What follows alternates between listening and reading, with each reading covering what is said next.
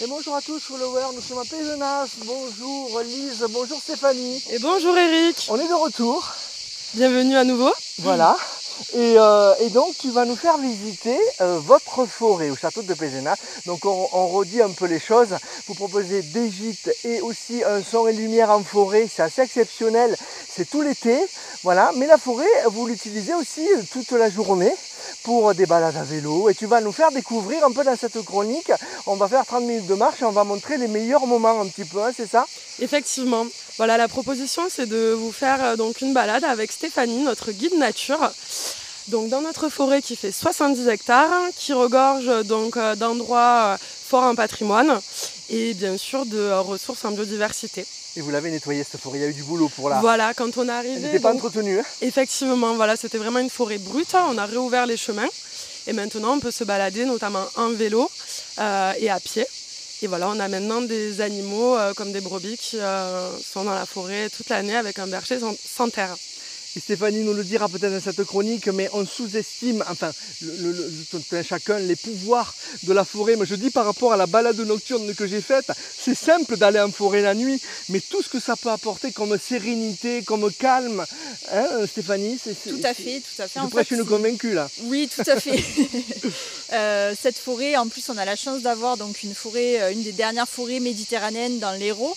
Puisqu'après, chez nous, quand on habite dans le sud de la France, près de la mer, c'est vrai qu'on a plutôt des petits bois, des pinèdes. Mais pour pratiquer des activités de relaxation dans la forêt, ici, on a la chance d'avoir vraiment des arbres qui sont très anciens, qui ont été plantés donc, à l'époque de Louis XIV, de Molière. Et d'ailleurs, quand on s'y promène, on sent encore cette ambiance un peu magique, mystique. Et forcément, ça nous aide à relâcher, à déstresser, à se relaxer. Le contact avec la nature, c'est connu, ça, on se reconnecte. Hein. Tu nous parles sûrement des arbres, de fait de se reconnecter aux arbres, hein, c'est ça? Tout à fait, je vous expliquerai un peu comment de forêt, on peut se relaxer dans la forêt. Que vous proposez. Tout à fait. Voilà, ben, on vous propose de nous suivre c'est parti. Et on vous amène en balade. Allez, on y va.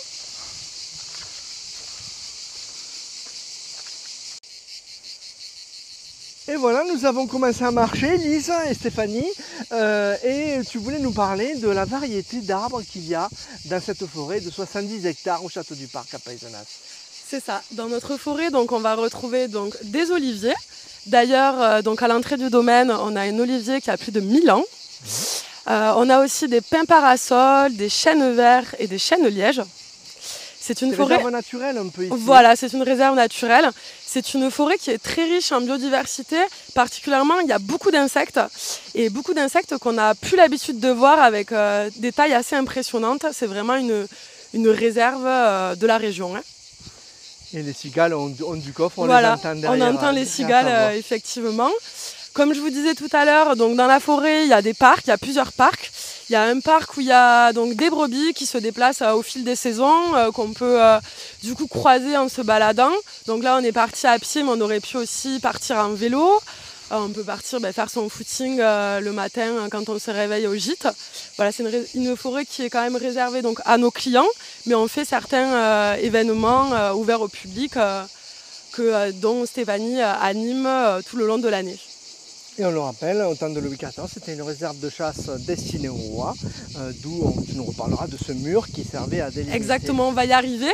Et voilà, je ne sais pas si tu voulais rajouter quelque chose, Stéphanie. C'est aussi un endroit où justement la nature est très préservée.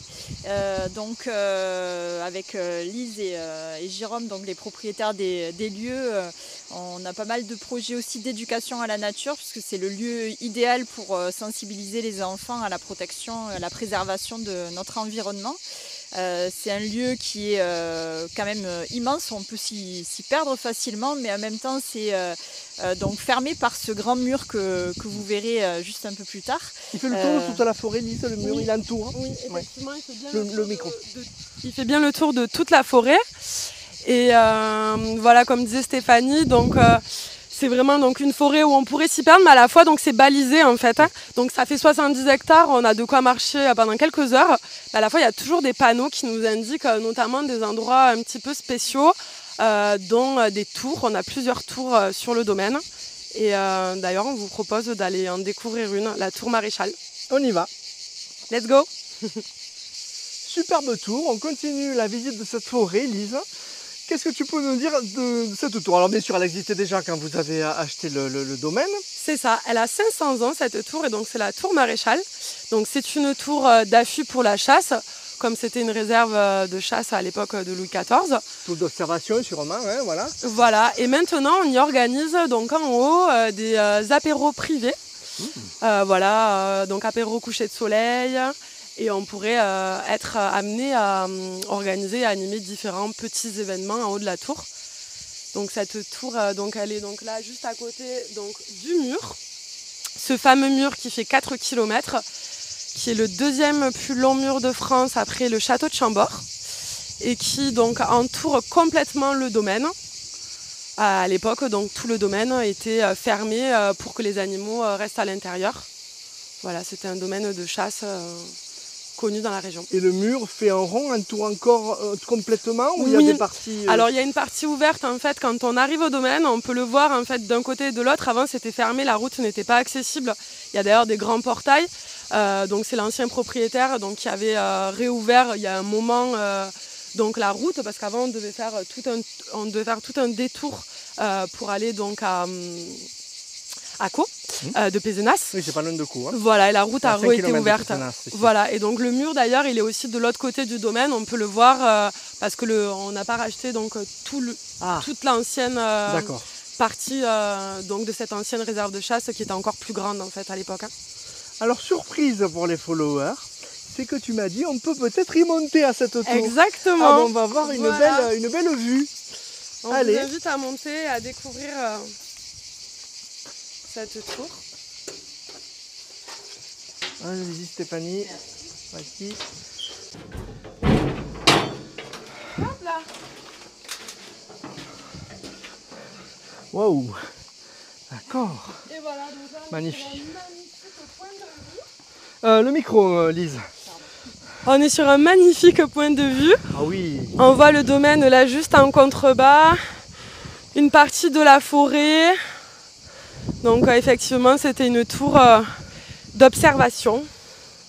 Et bon, il nous reste encore quelques mystères à découvrir aussi sur son usage. Et ici, alors Lise, vous organisez quoi au château? Alors, voilà, donc c'est ce qu'on est en train de mettre en place. Donc ça va être des apéros privatifs en fait pour nos clients, un coucher de soleil. Magnifique. Voilà, avec des petits groupes. Il se couche le soleil là. Alors le soleil se couche là-bas. Il se couche là-bas. Ouais. C'est un village là-bas, qu'est-ce qu'il y a? Tu le vois? Oui. Je situe pas. C'est pas Pézenas, ça c'est sûr. Non? Je ne saurais pas situer. On demandera. Oui, on demandera. Voilà, on a encore. Nous, ça fait 3 mois qu'on a ouvert. Donc, on a encore plein de choses à découvrir. Vous apprenez tous les jours, j'imagine. Effectivement, voilà. D'ailleurs, on a un guide aussi historien qui fait des visites. D'ailleurs, certaines personnes ont peut-être déjà fait la visite aussi du domaine. Ouais. C'est vraiment un lieu très riche d'histoire. Et même lui dit qu'on a encore beaucoup de choses à découvrir. Superbe, impeccable. Ben, on continue? Allez, on continue. Et là, la proposition, c'est d'aller voir la Tour des Lapins. Allez. Alors Lise, on est à un autre endroit, la tour dont tu nous parlais, une autre tour. Voilà, on se retrouve à la Tour des Lapins. Donc là, pareillement que tout à l'heure, la Tour Maréchal, donc c'est une tour d'affût pour la chasse. Alors elle est éclairée, il y a des lanternes solaires. Hein. Voilà, pour la nuit. Elle fait partie du parcours Parc et Lumière. Effectivement, on peut la voir aussi de nuit. Donc c'est un endroit où on pense aussi à proposer des massages à nos clients sur demande. Il y a le toit, c'est le ciel. Voilà. On a les étoiles, donc il y aura des massages là. Exactement, et on a d'autres projets aussi d'éducation à l'environnement, notamment peut-être de faire un projet avec des écoles, avec des lapins. C'est le cadre idéal pour y mettre des tas de choses. Et d'ailleurs, Stéphanie va nous en parler. Elle fait, donc on le dit au début, les bains de forêt, c'est ça? Tout à fait. Alors, c'est quoi un bain de forêt? Alors, on imagine. Alors, un bain de plonge forêt, dans la forêt. Alors, en fait, à la base, c'est une technique de relaxation qui vient du Japon, qui a été créée dans les années 80 parce qu'il y avait une vague de burn-out et de dépression. Et au Japon, c'est même l'ONF, donc l'organisme national des forêts, qui a commencé à inciter les gens à se rendre dans la forêt pour justement bénéficier de tous ces bienfaits, se relaxer et être en reconnexion, se reconnecter, c'est ça. Et si bien qu'en fait les scientifiques et médecins japonais ont commencé à étudier d'un peu plus près ces bienfaits. Ils n'avaient pas travaillé dessus. Au départ, c'était juste le côté bien-être dans la nature, mais pas forcément scientifique. Et quand ils ont fait ces études, ils se sont rendus compte qu'en fait, les arbres sécrètent ce qu'on appelle des phytoncides. Donc, ce sont des phytoncides. Des phytoncides. Donc, ce sont les huiles essentielles. Oui, c'est vrai. On est couvert par le fond sonore. Et donc, ces molécules aromatiques, en fait, ce sont les huiles essentielles des arbres. Vont agir sur nos hormones. Donc elles vont réguler notre taux de cortisol, par exemple, qui est à l'origine du stress dans notre corps. Ça, c'est mesuré. C'est mesuré, exactement. Et pareil pour la mélatonine qui régule notre sommeil. Donc voilà, donc une balade en forêt. J'étais calmé le soir. C'est ça, tout à fait. Tout serein. En général, on dort très bien. Dire ça, Lise, que les gens, quand ils ont fini la balade. Effectivement, c'est un lieu donc très ressourçant. De toute façon, quand on est dans la nature. Même la journée, le soir. C'est ça, donc en fait, le principe, c'est d'amener les gens se reconnecter dans la forêt, leur proposer différentes animations qui vont être soit créatives, soit relaxantes, méditatives, basées aussi sur la respiration, beaucoup. Donc, par exemple, de la méditation dans un environnement comme celui-ci, ça décuple les effets qu'on peut obtenir. Je crois que la personne la plus travaillée dans sa tête, il va y avoir un effet. C'est exactement, c'est vraiment du 100%. À chaque fois, les gens repartent beaucoup plus relaxés. Ils lâchent aussi beaucoup d'émotions. Ça leur permet de lâcher prise, en fait, tout simplement, et d'oublier un petit peu le stress du quotidien. Donc, sur 2 heures déjà de balade en forêt, on peut obtenir des effets probants. Et puis après, l'idée, c'est d'en faire une addiction pour revenir aussi souvent que possible. Alors, bain de forêt, c'est toutes les semaines, Lise? C'est au château du parc, Stéphanie? Alors, c'est ponctuel sur des changements de saison, par exemple, ou des temps forts de l'année, comme certaines pleines lunes, ou des moments où il y a un besoin particulier, comme au début de l'année, au mois de janvier, c'est le bain de forêt où on va un peu réfléchir aux objectifs qu'on va se donner pour l'année. C'est ponctuel, c'est pas tout cet été. Cet été, il y en a pas. Il y en a cet été, il y en aura le 4 août, donc avec une collaboration bain de sonore. Donc c'est un bain de forêt et bain sonore, c'est-à-dire qu'il y aura une collaboratrice qui va proposer de faire une méditation sur fond sonore de bols tibétains, de bols en cristal, donc tout ça. L'importance de ce qu'on entend. Et dans le parc et lumière aussi le soir, il y a tous les bruits de pas, de sangliers. Et ça aussi, ça contribue au résultat vraiment. Tout à fait. En fait, ces effets sont très sensoriels. On base les bains de forêt sur les 5 sens. Donc là, dommage que vous n'ayez pas les arômes aussi qui se dégagent des pins, mais ça contribue aussi. Peut-être qu'un jour on pourra. Merci Stéphanie, on arrive déjà au terme. Lise, quelque chose à rajouter peut-être pour conclure?